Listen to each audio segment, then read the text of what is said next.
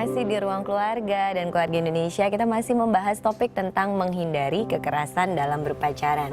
Untuk Anda keluarga Indonesia di rumah yang punya pertanyaan seputar topik ini, kami masih menunggu di nomor 021 2903 2644 atau via Twitter di @thai_tv dikasih hashtag Ruang Keluarga. Sekarang kita akan melanjutkan perbincangan dengan Mbak Ika dan Mas Bagia dari Yayasan Puli. Tadi sempat dijelaskan bahwa sebetulnya meminta bantuan kepada teman yang tepat, institusi yang tepat itu menjadi salah satu jalan keluar yang bisa dihadapi baik oleh orang tua ketika menghadapi anaknya ternyata mengalami kekerasan atau melakukan kekerasan, kemudian juga sebagai teman dan diri sendiri ketika memang takut untuk ngomong asertif, enggak kamu nggak boleh, kan berat ya. Nah, salah satu yang bisa didatangi adalah Yayasan Puli. Nah, sebetulnya concern sekali terhadap kekerasan baik dalam rumah tangga maupun berpacaran. Nah, kegiatan-kegiatan apa saja sih atau layanan-layanan seperti apa saja sih yang bisa diberikan? Oke, secara ini kami ada konseling, pasti ada konseling untuk korbannya, bahkan kami punya konseling untuk pelakunya, kayak gitu. Dan bahkan juga misalnya dalam kasus rumah tangga ya untuk anaknya juga kami ada. Nah, selain konseling ini biasanya terjadi ya memang mungkin sudah terjadi atau sudah ini baru orang datang ke Puli. Kami juga melakukan kampanye-kampanye sebenarnya. Jadi kami melakukan berkegiatan roadshow di sekolah-sekolah nih, Begi ya, salah satu fasilitator yang roadshow ke sekolah, ke kampus-kampus untuk menjelaskan apa itu kekerasan dalam pacaran dan bahwa bagaimana membina relasi yang sehat seperti itu. Ada juga kami membuat seperti talk show, seminar untuk orang tuanya. Karena ya buat kami penting sekali kan peran orang tua ini juga ya, gitu. Dalam arti bagaimana relasi suami istri yang baik itu juga akan dicontoh oleh anak-anaknya nantinya supaya anak tidak menjadi pelaku maupun menjadi korban. Makanya kami juga tidak hanya mensasar anak-anak mudanya tapi juga orang tuanya juga kami sasar seperti itu.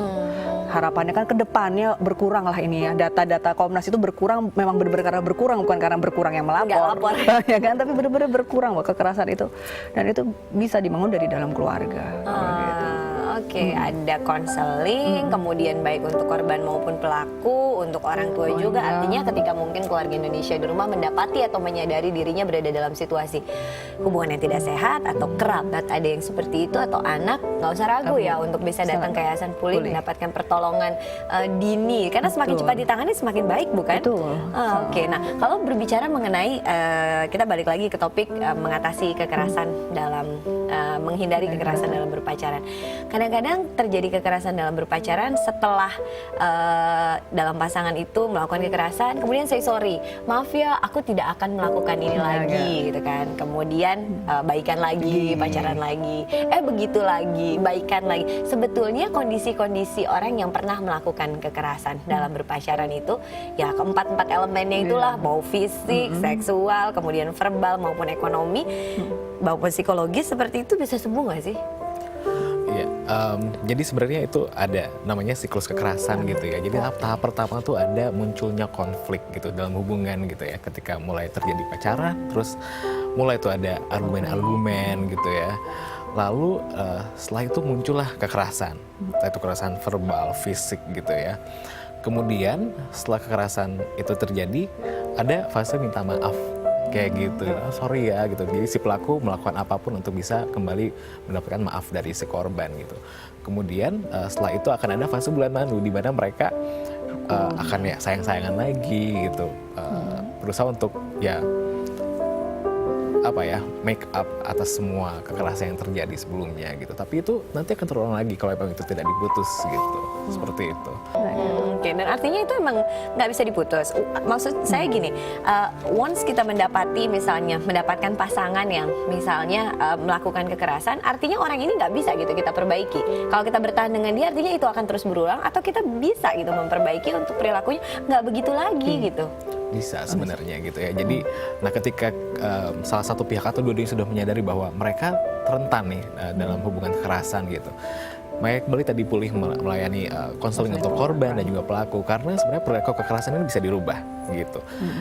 Kembali kadang tidak hanya korban yang tidak menyadari bahwa dia itu ada dalam kondisi relasi yang tidak sehat, si pelaku juga kadang tidak menyadari bahwa yang dilakukan itu adalah kekerasan gitu. Dia menganggap itu hal yang wajar gitu. Kembali ini masalah edukasi gitu, pengetahuan gitu. Makanya kita menyediakan layanan konseling untuk pelaku juga untuk bisa merubah perilakunya gitu, bahwa apa yang kamu lakukan ini salah gitu. Seperti itu sih. Jadi sangat mungkin untuk bisa dirubah. Untuk bisa diubah sebenarnya itu sangat mungkin, asalkan mungkin ada keinginan dari kedua belah pihak ya. untuk berubah, untuk menjalani prosesnya ya, karena memang kan prosesnya juga memang pasti tidak mudah, karena kita harus berefleksi, harus melihat ke diri sendiri, kemudian tadi, tapi sebenarnya kalau mau bisa, dan sudah banyak sebenarnya yang dilakukan di Pule maupun di beberapa kota. Saya juga di Jogja itu juga sudah ada tuh konseling yang dilakukan seperti itu. Jadi ya sudah mulai ada kesadaran lah untuk berubah, karena kan ya itu. Artinya adalah masih ada harapan untuk mengubah, asalkan baik kedua belah pihak, baik kedua pasangan itu adalah menyadari dan memang benar-benar mau gitu ya untuk mengubah kondisi hubungan mereka dan mengubah diri serta konsep yang ada dalam pemikirannya.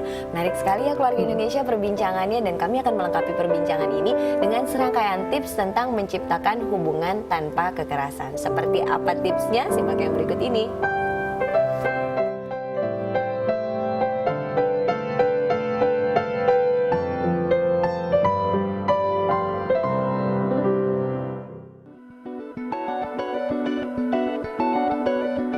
Tips menciptakan hubungan tanpa kekerasan.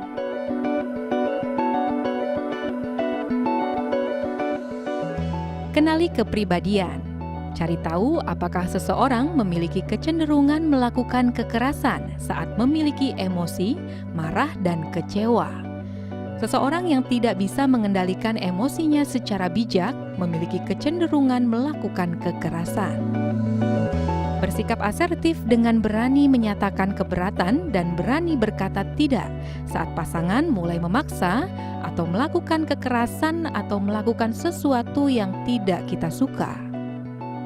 Melakukan review hubungan yang sedang dijalani. Apakah Anda merasakan perasaan bahagia, tenang, dan bebas dari rasa takut? Jika tidak, Anda harus mereview kembali sehat dan tidaknya hubungan dengan pasangan. Jika kekerasan terjadi, jangan ragu untuk meminta bantuan dan pendampingan, baik dari keluarga terdekat, sahabat, atau bisa menghubungi pihak yang berkepentingan agar kekerasan bisa dihentikan dan tidak terjadi lagi. Ciptakan hubungan yang sehat dengan saling terbuka, setara dengan tidak saling mendominasi, saling mendukung dan menghormati.